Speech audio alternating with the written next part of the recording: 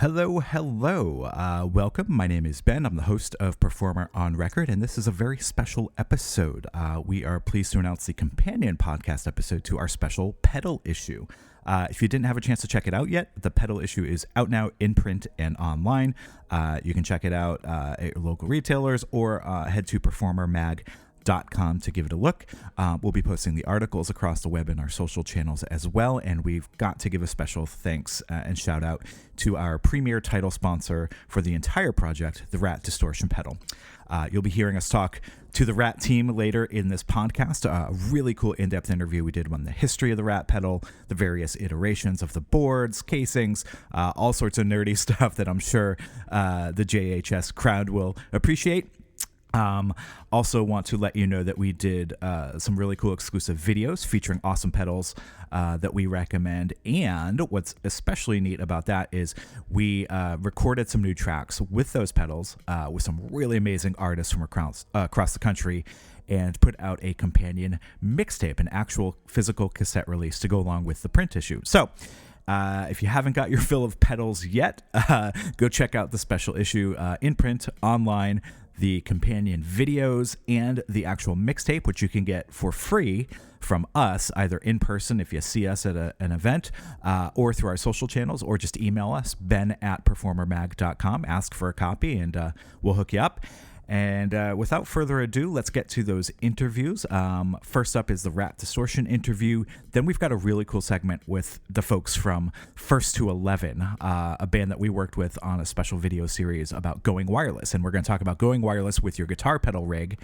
And we'll also hear another word from another supporting sponsor in the ad break between the interview. So without further ado, enough of me yapping. Let's get on to the actual content, and we'll catch up with you at the break.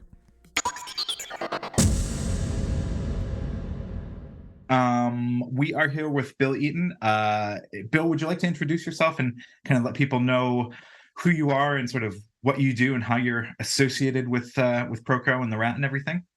Sure.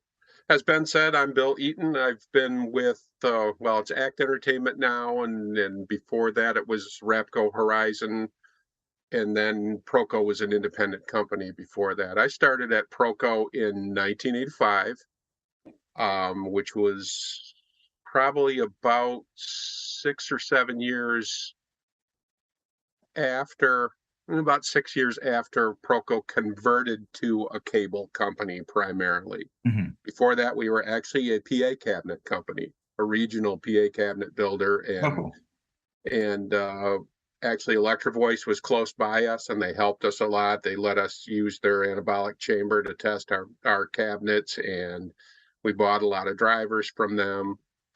And around that time, in the Kalamazoo, Michigan area where I am and where Proco originally was, there were something like 200 clubs within like a 70-mile radius that had live music, and I think as I recall, between 70-80% of them were 7 nights a week. Yeah. And then as soon as the drinking age changed from 18 back to 21 in 79, it evaporated. I mean, it went from that many clubs to about 25 or something like that. So, and it rebounded a little bit, but it really hurt. And Proco just wasn't in the position to ship 100-pound speaker cabinets and that kind of stuff across the country. They couldn't compete with EV and JBL and Community and Sherwin Vega, whoever else was around back then. Sure. And one of our reps, who was a friend and had worked for Electro Voice, he was talking with the boss. So founder was Charlie Wicks, and Charlie said, "I don't know what I'm going to do." And this guy said, "Well, what about these cables? These are really cool." He said, "Oh, we just build those because we can't find anything worthwhile to use." And he said, "This is your business." At the time, UPS weight limit was 50 pounds. He said, "You can put a whole lot of cables in a 50-pound box and ship it to California. Yeah. And it'll cost you tenfold more to ship cabinets that far." So that's how we got in the cable business. And then from there, in the building we were in Kalamazoo, we used to share it with actually the national distribution leg of Moog Electronics. And a guy named Greg Hackman was the head of that. And he also had a company called Systech, which was a pedal builder as That well. makes sense because at the time Moog was owned by Gibson, which was in Kalamazoo before they moved to Nashville, right? Yeah, I don't really know the logistics of that, but this guy Greg Hackman, he was primarily the guy that pushed people in the country to start selling mini Moogs and satellites and all that kind of stuff. And he had a great relationship with many of the artists like Keith Emerson, and certainly with Bob Moog. They were lifetime friends. Yeah. But Greg also, Kalamazoo has a pretty wild music gear history, because at one point in time, we also had a Soundcraft facility here where they would ship the components from England for their mixing consoles. We'd assemble them and test them here and ship them to the U.S. dealers. Yeah. And this Greg Hackman guy, he ran that. And then from there, he did the Moog thing and started doing his Systech pedals thing. Well, Scott Burnham, who was the engineer that invented the Rat, was experimenting with some of Greg's Systech pedals because he wanted to mod them to be a little bit different, and that evolved into how he stumbled upon the Rat circuit. Yeah. And probably have heard before that in the process of building it, there was part of the EQ circuit that required one value, in his mind, one value resistor, and he grabbed the wrong one. The 470 ohm is what he was looking for, and he put a 47 ohm in there. And that's basically what created the magic. It's one of those happy accidents. And it's that funny. Made him go, wow, this is different. And that's basically was different than anything else at the time. There's this Distortion Plus, and other people were making distortion pedals that were certainly good. And there's tons of different fuzz pedals, good and bad. But this one kind of was different enough that people started paying attention to it. And the Rat started out just a project he was doing, and he did, like, I think 12 or 14 circuit boards, and those are what people refer to as the fluorescent Rat or hand painted Rats. And they basically were a wrinkle finished box with Krylon spray paint, and the Rat and character and the logo is in orange. So those are their fluorescent Rats. And there's like 9 of the singles, and there is one out there that he built for the president of the company at the time, Tom Taylor, that was a dual circuit one, kind of a forerunner of the R2DU and the Deuce Tone the Deuce Tone exists now. And that recently got discovered here in town, and one of our friends of the company in the Bay City area of Michigan, his name is Dana Osman. Has close to 50 Rats in his collection, and he's the one that has that now. And I don't know if you've seen the podcast that Josh at JHS did on I was about to say, of all the Rat collectors in the world, Josh is one of the most vocal. We actually talked to him in the pedal issue. He did a little segment for us called, What's in the Box, and he showed off some of the coolest box art that he had. But I know he's a huge Rat fan and gets his hands on any of the variations. People are nuts about, it's got to be the white or this logo or this box. They're very particular about which version they want. There's something to be said for the Rat circuit, because some of the great innovators and builders out there now are fans of the Rat. Brian Wampler is a huge fan of the Rat, and Robert Keeley spent years modding Rats. He wanted them his way, but he still was enough of a fan to mod the pedal. And there are other examples too of guys out there who are famous in their own right that really like that circuit. So there's something to be said for what Scott Burnham did. Yeah, and like you said, it was one of those happy accidents where he grabbed the wrong value of something, which it's funny because you're mentioning the Moog stuff, and I know one of the reasons the Mini Moog kind of got its sound back in the early 70s is they actually grabbed the wrong value, something that overloaded the circuit. So sometimes just experimenting with different stuff kind of leads to that. And the Rat certainly has its own sound. It's like you said, it's different than like the MXR distortion that came before it, or like the DoD stuff that was even kind of along the same lines as that. What are some of the artists that you can maybe point to that maybe don't necessarily define the Rat Town, but are very good examples that people can go listen to if they're like, oh, I want to hear what this sounds like? Who would be people that they could go, check their albums out and be like, okay, that's a cool Rat, or that's an example of what it can do? If you listen to, you know how guitar players are, they're pretty fickle. There are guys who've used them for years and don't now because they've got something else. Sure. But I mean, they still, I think you still would find those artists say, yeah, the Rat's a great pedal. And say There and Back, and then the Live with Jan Hammer era, Jeff Beck, he was using a Rat pedal. And I mean, he at one point did an interview on, I think it was MTV or something. He was talking about doing he and Bon Jovi were talking about a session that he flew in to do that. And Bon Jovi said, yeah, all he needed was a Marshall and I think it was a Tube Screamer or something. But what Jeff had was a Rat. That was his session. And then for years, Steve Stevens used the Rat for many years.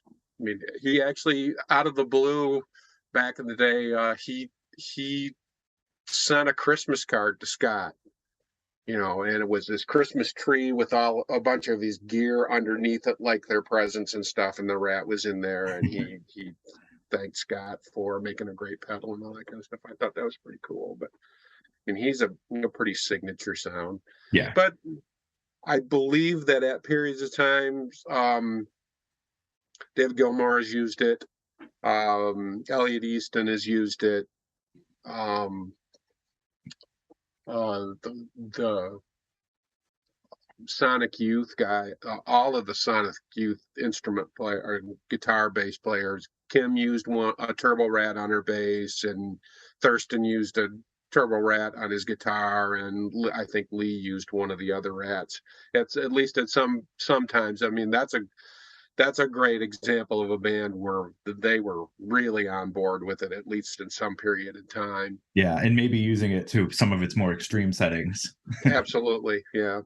Because that's one of the cool things about the Rat, and I think why a lot of people love it, is it can do kind of that mellow, overdriven kind of, you're getting into that distortion-y type sound if you keep the levels low, but if you really push it, it can get kind of gnarly, and it has that range that people really love because you can slap it on your pedal board and do pretty much anything you want with it. Yeah, and I think that because it is capable of extreme sounds, there's a lot of people out there that believe that that's the thing that it does.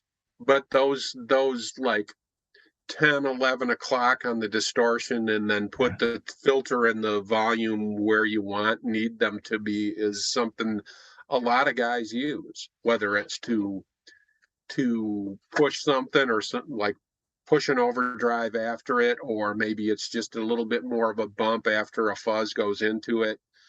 Rats stack really well too. I was about to say it does stack really well because what's cool about the Rat, what I like about it, is you can use it going into another distortion or fuzz, like you said, or you can use it after. And if you experiment either way, it works equally well, especially if you're not using the extreme settings, just to kind of sweeten up a tone. Really, really good stuff for that. Obviously, it sounds great on its own. Sure. But you can stack it, and it doesn't muddy things up, and like some pedals do. Just to give you an idea, right now the way I have the gain section of my board, and I'm just a basement banger at this point, but I have a diamond boost that can either be clean or germanium into a Fat Rat that goes into a Charlie Brown JHS, and then I have a Pollinator, which is a JHS fuzz that he's since discontinued, but I really like it. Yeah. And that's amazing. And the funny thing is almost everybody would tell you, oh man, you got to have the fuzz on the front end of that. You can't put that at the end of your dirt chain. And I hate it. I love the way it sounds right now, that I can just punch in do whatever combination of the other stuff and then punch in the fuzz, and it just makes it that much more gnarly. That's funny. And they all can be low settings and be kind of a tame gnarliness if you want, but it's really interesting combining all those things. And you hear that some people hear that and go, that's just too extreme, why would you use all those? There's a lot of times I have all four of them on at the same time, and Yeah. I can control it fine, and I tweak it and it sounds just killer with a Strat or with humbuckers or whatever. So let's talk about the Rat today, because we featured the little Rat, which is cool because it's in a small enclosure. So if your pedal board space is kind of limited and you really need something like that, it'll fit into a tiny space. So if space is at a premium, that's definitely one we recommended. You can watch the video that we shot with an artist named Version 8 on our YouTube and Instagram. We did a really good job on that. That track is also on our mixtape that we're releasing with the special print issue. That cassette is out now. The digital version is on Bandcamp, but that's the little Rat. So you can hear that. What else is in the current lineup that people should know about with the Rat? The current lineup right now is the Lil Rat and the Rat 2, and the Rat 2 is basically today's version of the standard Rat. Okay. And just real quick, the history on the Rat 2 is that at some point in the late 80s, people were saying, oh, I love this pedal. I just want to be able to have an LED on it so I know that it's on or know that it's off. So the Rat 2, it's the same circuit, but we added an LED and a buffer to it so that the LED didn't load or interfere with the sound of the pedal. Gotcha. But Rat 2 has been made since I think we started building it in 87, but the official launch of it was NAMM 88. I can't remember if it was January, the winter in January, or the summer in June, because back then the summer show was the big deal. So we're doing the 35th anniversary then of the Rat 2 this year. Hey, yeah, I guess I better make sure people are paying attention. Yeah, you got to do a special little print screen, silk screen on the enclosures now. Sure. So right now it is the Lil Rat, the Rat 2, and those are extremely cost-effective pedals. Yeah. That you could buy a Rat 2 or the Little Rat, and it could be your primary dirt pedal for your entire career. And it's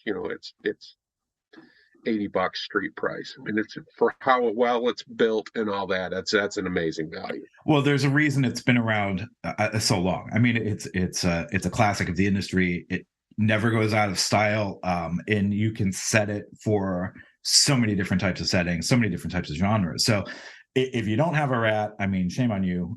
They're like Bill said, they're super cost effective. You should just get one, even if it's the Little Rat, because space is at a premium, and just put it on your board and see what it can do for you, because I guarantee you're going to get a good sound out of it. It's hard not to. For that good of a deal, it just makes sense to have it in your arsenal. Maybe you don't use it all the time, but if you're doing a recording session or you need something with a lot more edge for a particular gig, it's worth having. Absolutely, because I mean, you could buy like 3 or 4 Rat pedals for what it would cost a boutique pedal these days, because prices are getting up there. Well, and there really are some questions about, everybody has their own ear, and this is a rat's nest to get into, but is one chip better than the other? Is a vintage unit $500 more better than the Rat 2 now? Yeah. I don't know. I've heard great vintage ones, and I've heard some kind of so-so vintage ones, especially the old stuff with the wider tolerances. Some are great and some were just okay. I think now you're probably guaranteed to get a more consistent unit just because the tolerances are all tighter. You're going to get something within spec. Whereas if you go buy something vintage, especially from the 70s where things were all kind of hand put together, I mean, the specs varied pretty wildly. Things would sound different from pedal to pedal, even if you set the knobs at the exact same point. So now at least you're getting that consistency. If you just go to the store and get one, it's going to sound the same as any other one that you buy. So you're getting that same sound, and you can dial it in exactly every time.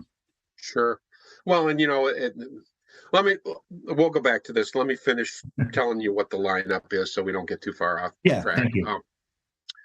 So that's the Lil Rat, the Rat 2, and then there's the Turbo Rat, and that's the variation from the Rat 2 to the Turbo Rat is it uses LEDs for its 2 clipping diodes, and it tends to be tighter. Yeah. I used to like to use the phrase that people would look at me strange, but to my ear, it's kind of a cleaner distortion. It's a lot more gain, but it's not as broken up. You can get a lot more punch out of it. So you could use that in the Rat line in place of a overdrive to a degree. It's been a great pedal for bass players to use.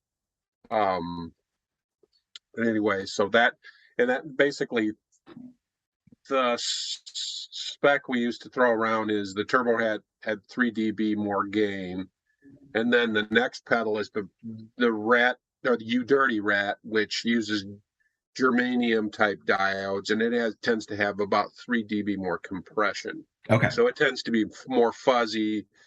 The Turbo Rat tends to be more punchy, I guess you could say. They're still rats. Yeah. I mean, just different flavors. Some people hear them and go, "Oh wow, I would like that a whole bunch more." It's just like the mods and stuff. I would like a whole bunch more, but the other people listen to it and go, "Man, the differences are really pretty subtle." So it's somebody's ear. For certain things, I really like the way the Turbo Rat sounds. For other things, I like the way a standard Rat sounds. And beyond that, there's the Deuce Tone, which is basically 2 rats in one chassis. Looks like this. I mean, obviously your listeners can't see that, but I'll describe it. It basically is about the footprint of 2 rats side by side. Yeah. But it's set up so you can plug into channel A and out of channel B, and it will pass the signal internally. It has other jacks, so you could use it stereo if you want to. I've yet to run into somebody that says, "Oh, that I use that for my stereo setup." Yeah. It's more one or the other, or you can cascade one into the other. Yeah. It has clipping selection. So in channel A, you can do the Turbo Rat with the standard Rat, which is labeled as Vintage Rat, and the Dirty Rat.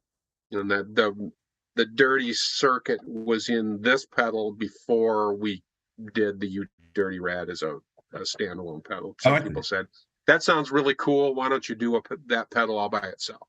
And it's been a popular pedal. Cool. And in channel B, we do Turbo, Vintage, and Clean, which is just the Rat circuit with no clipping diodes. Cool. And this actually there was a period of time in the 90s where the boss, Charlie, said, "What do you think about reissuing the R2DU, which was a dual rack Rat?" Yeah. And it was a cool box, and there were some huge fans out there, but from a sales point of view, it was a huge failure. We overbought the materials and it didn't sell. I mean, we were selling them for way under pretty much what the parts cost us. We weren't even recouping labor to get rid of them at the end. And from the point we decided to discontinue, it took us a couple of years to get rid of all of them. Wow. So that was not a good product. But then when the boss said that, I said, nobody's going to buy it. At this point in time, everybody's doing stomp boxes. Nobody's going to buy a rack unit. So that's where this came from. I said, I think you could, this box, with the 2 switches, this was the foot switch box for the R2DU. It was just internally wired to a 5-pin DIN that went out to the unit with relays. I said, you could probably fit the whole unit in the old foot switch box. Yeah. And so we started playing around with it, and that's where this came from. Anyway.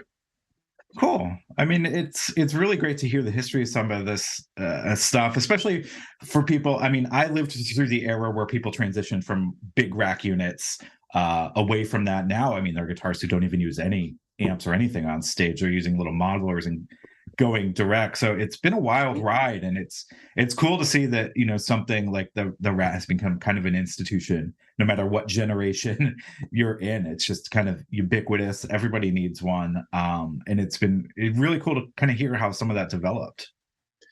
You know, and for me, having dabbled with guitar for a number of years through all of that stuff you're talking about, I think that most, especially rock or any kind of aggressive guitar stuff, at some point everybody wants to venture into the old low tech kind of thing. You Yeah. know, it's like you can have a pristine digital delay and reverb and all that kind of stuff, but every once in a while it's just like, I want that noisy, swirly phase shifter sound, you know, or some old school echo that's got you know got noise in the background and stuff like that. So I think that to some degree we'll always venture back into pedals just Yeah. And because they it's don't have to something. be low tech, but they can be, and sometimes just a little bit of that into your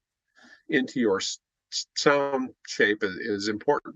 There's just sometimes there's a charm to it. I know in Oh the yeah, synthesizer world, people are gravitating back towards analog synthesizers because they're sometimes the filter is a little bit unpredictable and it's not as perfect. And when you kick on the chorus of an old Roland Juno, yeah, it's noisy, but there's something magical about that bucket brigade circuitry that they were able to cram in there that you just don't get from digital. So yeah, people are gravitating towards kind of the analog, the old school, because there's a certain sound that you just can't replicate. sure. And some of that stuff, it makes you work a little harder. It Yeah. makes you think a little bit more and be better at tweaking, because some of that old stuff like you're talking about today, you turn it on and your space you're working in is a little drier, or it's a little damper, or it's a little colder. So all of that stuff reacts to it, and Yeah. you got to go, okay, now what do I do? And you start tweaking knobs, and it may not be exactly what you were looking for. We go, oh, that's different, but that's cool, you But know. that's the And fun of it. That's the fun of it. absolutely, That's why we do this, because it's fun, or it should be fun. And it, you know, at the end of the day, we're supposed to be making music with these things. You know, it's not just a sell sheet and a bullet point list of engineering specs. We're supposed to inspire people to make music, and the Rat's done that for many decades, and hopefully many more to come. And hopefully people learn something from this. And if they haven't checked out the Rat yet, they'll go do that. But Bill, I want to thank you so much for your time today. It was a pleasure talking to you and learning so much about not just the pedal itself from a technical aspect, but the history of it and everything that kind of sure. built up to where we are today. And Do you then want a quick everybody, wrap up the lineup, because there are a couple more pedals in the yeah, lineup. let's do that. Let's kind of finish on where we're at today with the Rat lineup, There, and then we'll kind of let things go from there. sure. The pedal that we did after that, and I can't remember the timeline. It's called the Solo, and the boss really wanted to push it as an not a rat, or and he liked to call it anti-rat, and it really is a rat with an expanded tone circuit. This I hate the name of it we came up with, because it pigeonholes it in the solo pedal. When I play one, I love using it for rhythm, but Yeah. the interesting thing about that is it has an expanded tone circuit, in the sense that it's tone control, not a filter like most rats are, for one. But then it also has a mid scoop control on it, so you can move the in and out the amount of mids you want, and it has selectable asymmetric clipping, so you combine an LED and a germanium, or an LED and a silicon, or a germanium and an LED, Mm. and it's a little different sounding. You can, like I said, you can mess with the tones more. It's a nice pedal. I wish it had a better name. We originally were going to call it the Ratso, and I thought that was a cool name, but the boss hated it. So Well, and can't win he them was all. the owner. And from there, From there, we reissued the original small box rat, and called it the white face reissue. This is an original. Again, your people can't see, but this is an original and this is the reissue, so they look pretty identical. And this original was actually what was used to replicate it. They borrowed mine and they used it for the photo shoot. So if you ever see that ad copy, That's your you'll pedal. notice that the knob has a big dent in it. Well, that tells you that it's my pedal. That just means This used is actually an extraordinary small box rat. Everybody that's ever played through, I'm really lucky to have it. Everybody that's ever played through it went, man, I love rats, but this thing, there's something special about this. So when they had it for like 3 months, I was freaking out. So, anyway, so we did that for a while, and then it was a anniversary issue thing, and certain customers, especially export customers, like Japan is a huge consumer of rats. Yeah. But if something's special and an anniversary or something, they want it for this long, not this long. You know, they want there to be a limited time on it. So it was another thing that we overthought what we could sell, and it took us a while to do it, but it did its run, and we didn't continue to do that pedal. Out of that was born the Fat Rat, which uses because we copied the board layout, because over the years we've messed with the board layout to make it more efficient to build and all that kind of stuff, but we exactly copied the board layout for the white face rat. We, for the most part, kept that board layout for the Fat Rat so that it has a vintage circuit path, but then we added a passive bass enhancement circuit we call the Fat circuit, which hefts up the low end a little bit, and then we have the stock silicon clipping, and we did MOSFET germanium asymmetric hybrid, and I really like that clipping. On mine, I never shut it off the MOSFET. It's kind of more of an amp-like character. But two other important things about the Fat Rat is the op amp is socketed. So if you're one of those guys that wants to go out and find a new old stock LM308, you can pull the OP7 out of it and put it in there. You can, or any of the others. There's one that a couple modders do. The TL082, I think, is one that works in this, but the OP7 is actually the closest one to the old LM308. So everybody getting excited about it being a problem with it in this, it just doesn't make any sense. And then the last thing about this is you can operate it at 18 volts.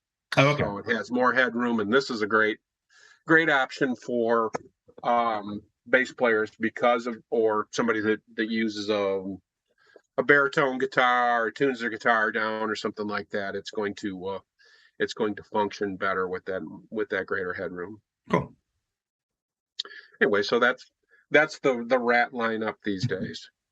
Very cool. So there's a rat for everybody. There really is. Bass players are welcome. Guitar players. I've seen rats on keyboards, which I think is really cool. If you've got an analog synth and you haven't put it through a distortion pedal, definitely try that because it's so beefy and awesome. But yeah, I mean, the rat is here to stay. Bill, I can't thank you enough for walking us through every iteration in the history. This is kind of a wonderful intro for anybody who's interested in this stuff. There's a lot of pedal nerds out there who kind of eat up this type of stuff. So we can't thank you enough for joining us, and hopefully we get to talk to you again in the future, because I know there's a lot more to delve into.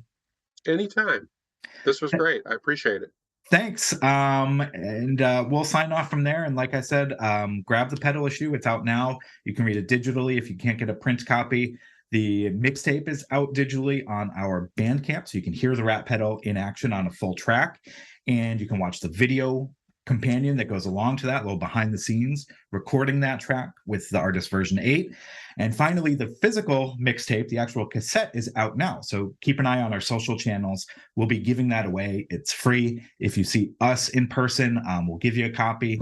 And the artists who are on the mixtape compilation, I'll have copies to give away too. So, Bill, thank you again. And thanks to everybody who's been involved in making this happen. We really appreciate it. My pleasure. All Have right. a good day. You too. Bye-bye. Special thanks again to Bill and the entire RAT team for being our title sponsor for the pedal issue and our entire pedal project.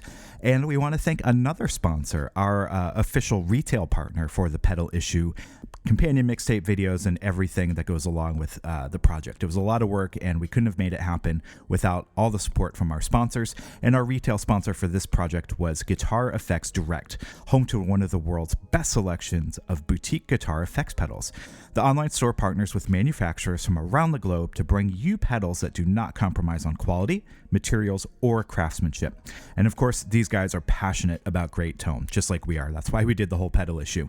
From distortion, overdrives, fuzzes, reverbs, delays, modulators, Guitar Effects Direct is on hand to help you find the perfect tone for your rig, whether you're recording, gigging live, or just playing at home. So we recommend you visit guitareffectsdirect.com. That's FX, the letters FX, and give them a check today for all your pedal needs.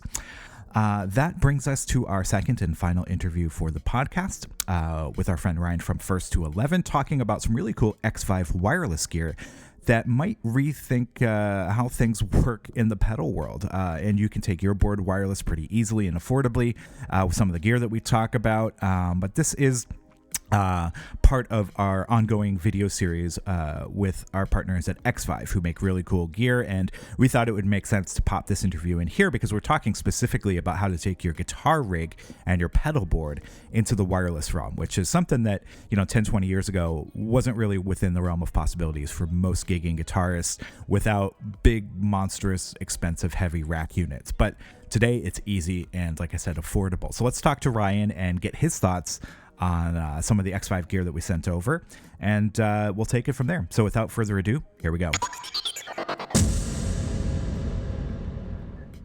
Let people in on some insight on how wireless used to be for people like me who are kind of an older generation, and for how it's kind of evolved and become easier. When I was starting, like back in the 90s, wireless was a really dirty word for bands because it meant expensive, it meant big bulky rack units, and it meant the units that you bought sometimes weren't the greatest and often had a lot of interference.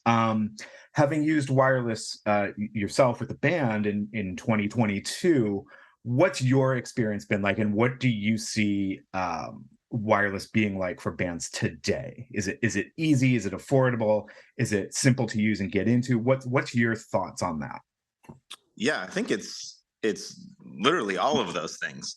It is easy. It is affordable. It is, easy to get into as well.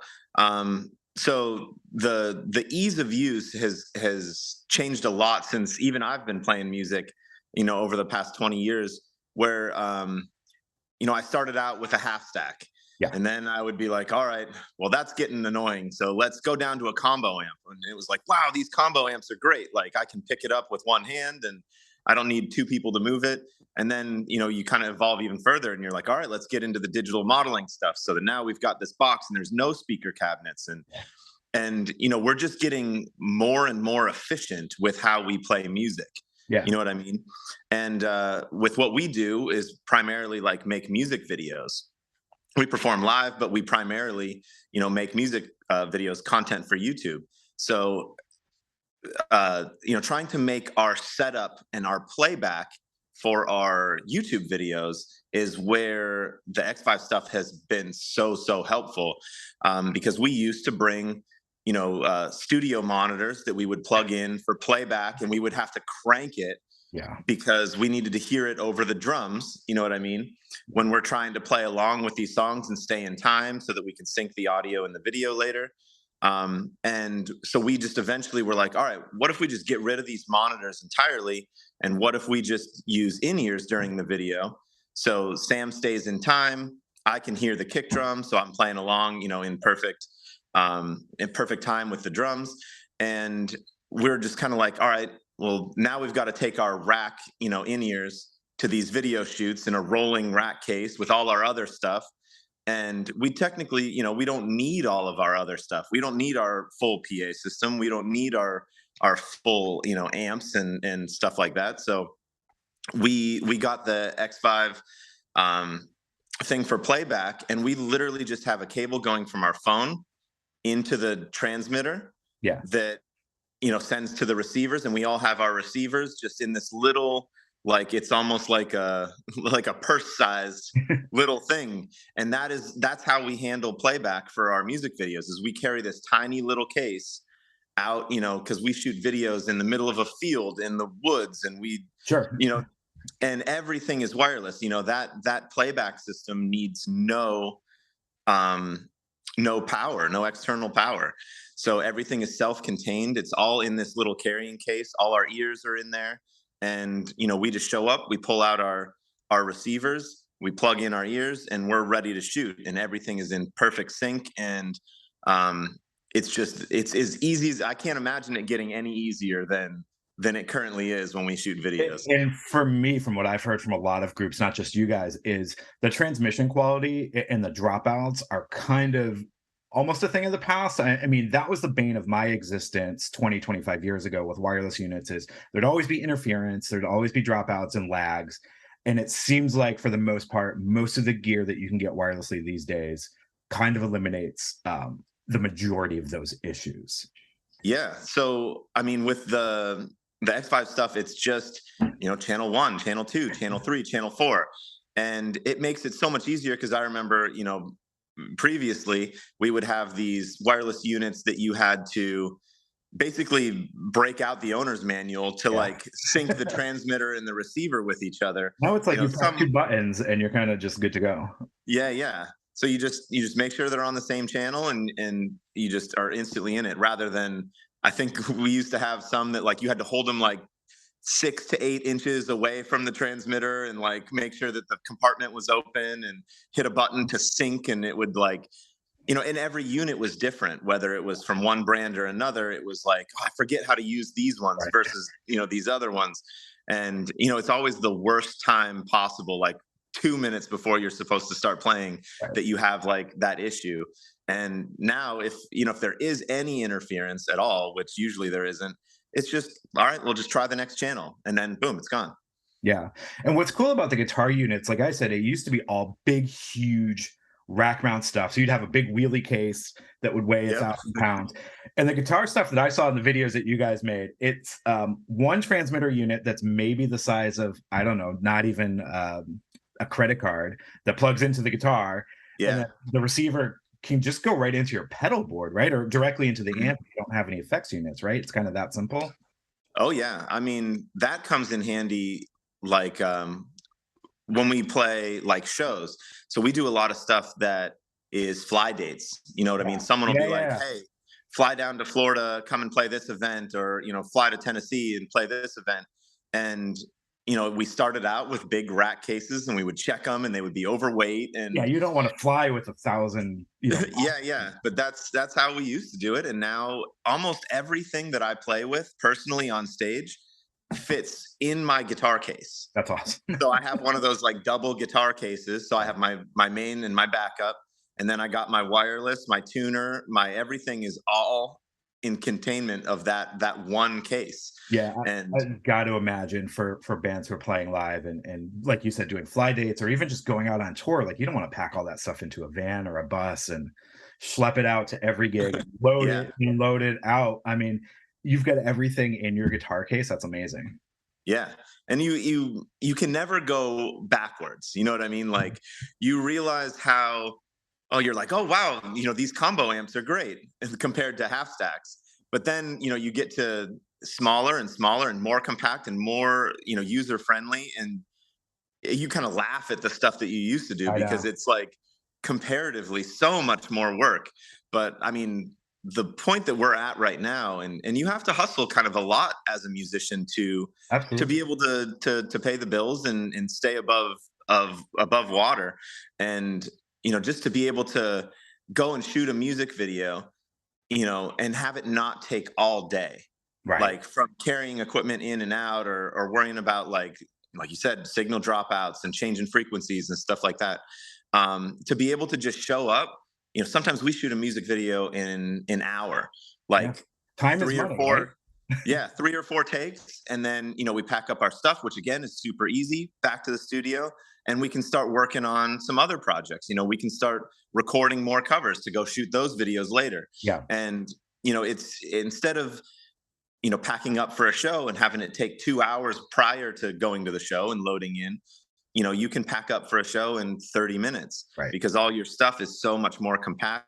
And it even translates all the way to like Sam, who doesn't really need, he's a drummer, so he doesn't have, the use for anything wireless for the most part. But even he has like this rolling thing, like a dolly that all of his drums fit on. Yeah. And, he can carry all of his drums in at once. So it's kind of across the board as a band. We're just trying to find the easiest, simplest, most efficient way to do everything. And lastly, of course, from a practical standpoint, I've got to imagine if there's 4 or 5 of you on stage and you're sort of moving around a little bit, not having all those kind of wires, on the floor, tangled up, tripping over. I mean, it's just a little bit cleaner and easier just to move around and perform, right?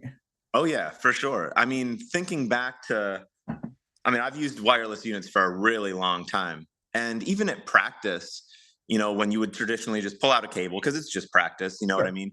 But now these units are so affordable and the batteries charge so quickly and they last for so long. It's like, why not be wireless even at practice? You know what I mean? All instances you can just have this thing readily available and boom, boom, it's plugged in. You don't have to wrap the cable at the end. And one of my personal like pet peeves is like how dirty your hands get, as you're wrapping the cables, because you got to slide and slide and slide. Yeah. And then, it feels weird when you do go back to using like a wire, and it feels like you're wearing like a turtleneck. I know, you're like tethered to this thing. You're like, why am I on It's this like thing?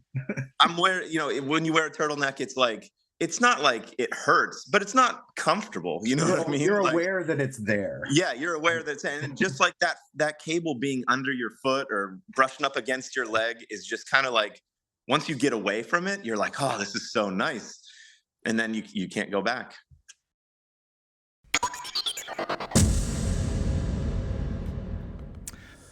Well, that'll do it for us. Again, I've been your host, Ben. I'm the editor here at Performer Magazine and also the host of this podcast, Performer on Record. Let's thank Bill from Rat Distortion again for all the amazing info about the history and the tech specs of all the various rat pedals through the ages. Let's thank Ryan again from First to 11 for helping us get our heads around going wireless with your pedal board, and Xvive for sending us all those really cool wireless products to use in the video series with his band First to 11. Let's again thank Rat for the millionth time for being our title sponsor for this project. We really mean that. Without them, we wouldn't have been able to do the special print issue like we wanted, or put the videos together, or the special companion mixtape cassette. And special shout out again to our retail partner for the entire project, Guitar Effects Direct. So without further ado, as I like to say, let's end this episode. Hope you got some good info out of it. Check out the pedal issue in print or online at performermag.com. Follow us on YouTube, Facebook, Instagram, Twitter, Pinterest, Tinder. No, we're not on Tinder. Any place that you find social media channels to be interesting, we're probably there. And that'll do it. So until next time, see you later.